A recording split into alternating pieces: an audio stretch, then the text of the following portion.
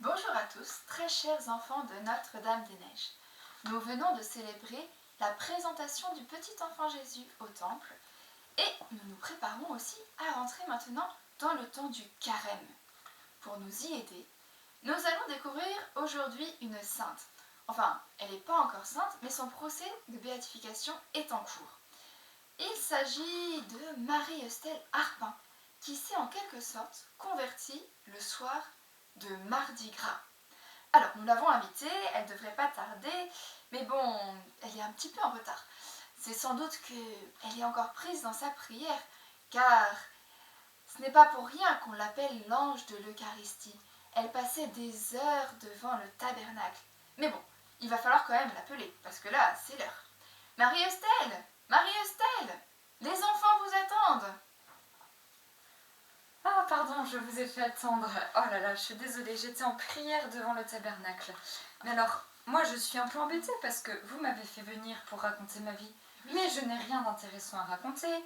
Vous auriez dû faire venir Saint Jean-Paul II ou le Saint Padre Pio. Eux, ils ont fait des choses extraordinaires, beaucoup plus intéressantes que moi.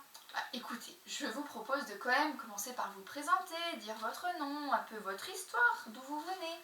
Alors, je m'appelle Marie-Estelle Arpin et je suis née en 1814 dans la ville de Saintes. Saintes, c'est un peu en dessous de La Rochelle et bien au-dessus de Bordeaux, pour faire simple. J'avais 2 sœurs et un frère qui est devenu prêtre. J'ai eu la chance d'avoir une maman qui était très douce, très gentille et qui m'a donné une très bonne éducation. Eh oui, mais bon, même malgré la bonne éducation, parfois c'était difficile. Ah oui, il y a eu des combats. J'avais beaucoup de dons, je savais coudre, je savais danser, et puis j'avais une très bonne mémoire, alors on me faisait souvent des compliments. C'est pas très bon ça. Ah non, ce n'était pas très bon pour moi. Alors parfois, j'étais un peu orgueilleuse et puis j'avais tendance à désobéir. Une fois aussi, je me souviens, j'ai eu une tentation. J'étais dans la maison de quelqu'un et j'ai voulu prendre un objet qui était là sur la table.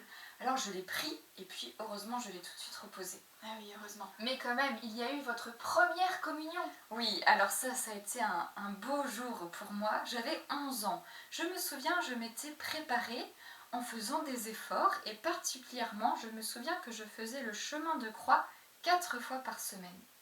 Eh oui, 4 fois par semaine. Mais racontez-nous, comment est-ce que vous vous êtes convertie? Oh là là, oui. Alors je me souviens très bien aussi de ce jour-là, c'était un soir de carnaval. Nous étions avec des familles, nous faisions la fête, nous mangions, nous buvions, et tout à coup, minuit a sonné.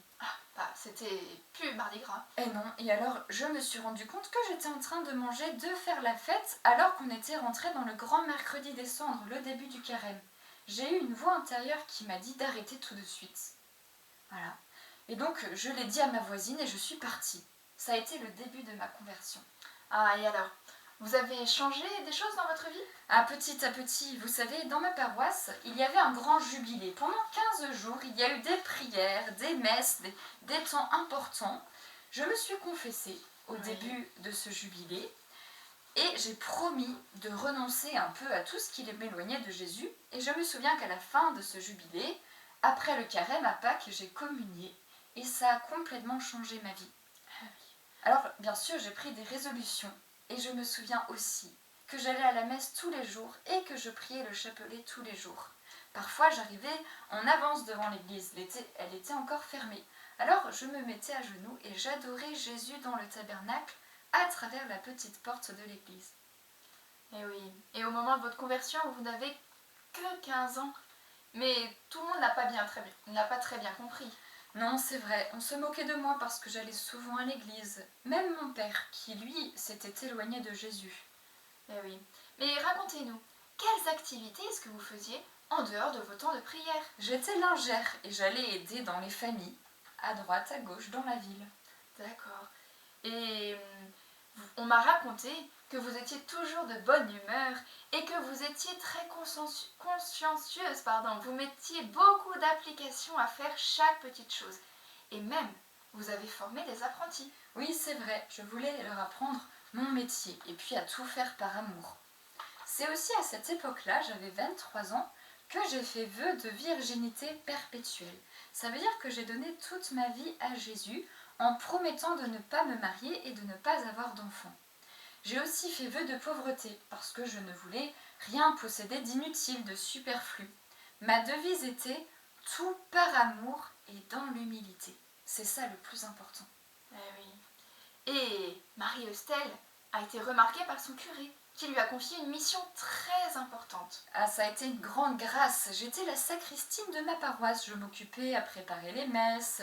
Je me souviens aussi que les personnes venaient me voir pour me demander des conseils quand j'étais à la sacristie. Particulièrement une jeune fille une fois qui avait peur de se confesser. Alors je l'ai encouragée à le faire. Il y avait aussi le prêtre qui devait apporter la communion aux malades dans les maisons. Alors moi, je partais un peu en avance pour tout préparer, pour que quand le curé viendrait, en apportant Jésus hostie, tout soit prêt, tout soit beau. Eh oui, eh oui, eh oui. Et vous avez été malade? Oui, j'ai eu 3 grandes maladies dans ma vie. Ça a été 3 moments aussi de combat. Mais j'offrais tout à Jésus et particulièrement pour les prêtres. Lors de ma dernière maladie, le médecin a dit qu'il y avait un feu qui brûlait dans ma poitrine. C'était l'amour de Jésus.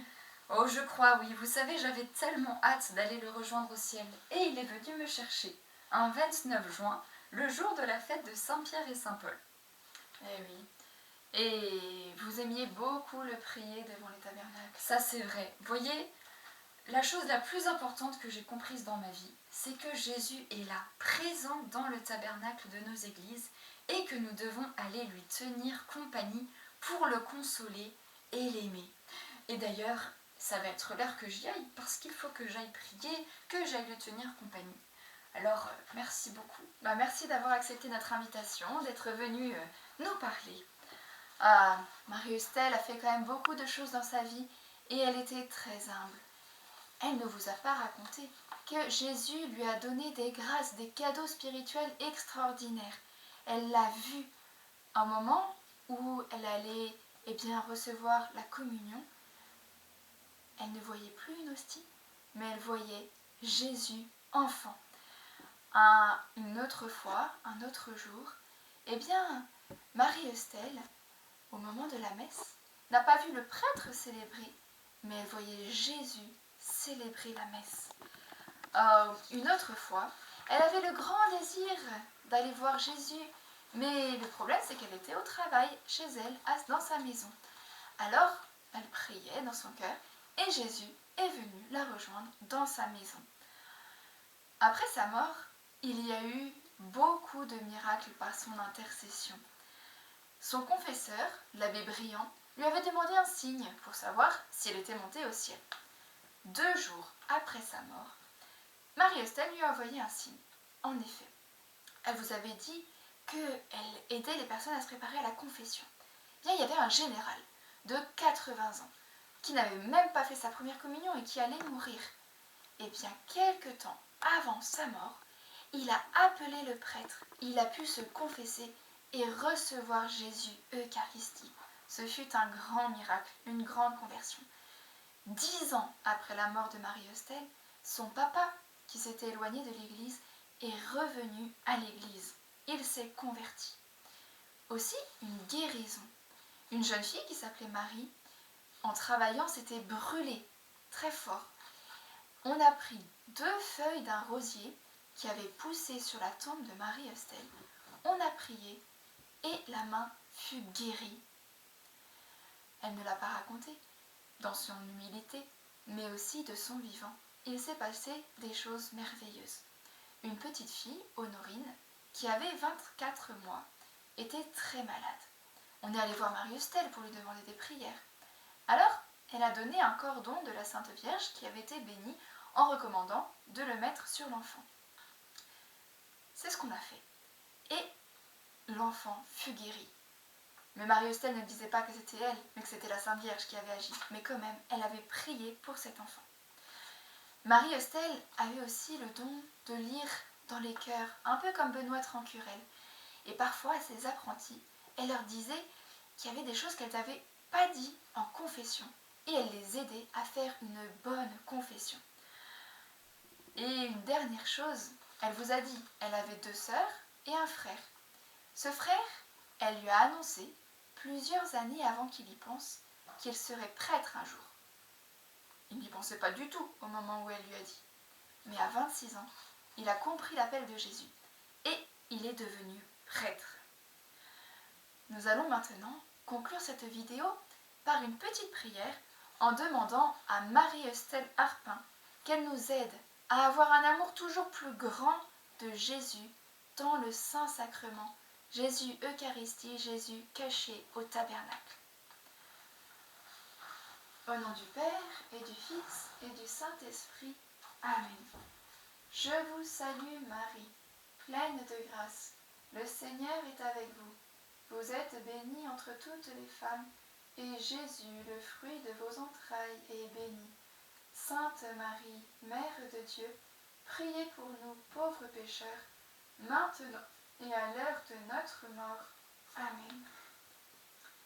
Au nom du Père et du Fils et du Saint-Esprit. Amen. Eh bien, merci beaucoup d'avoir découvert Marie-Estelle avec nous, et puis à la prochaine fois.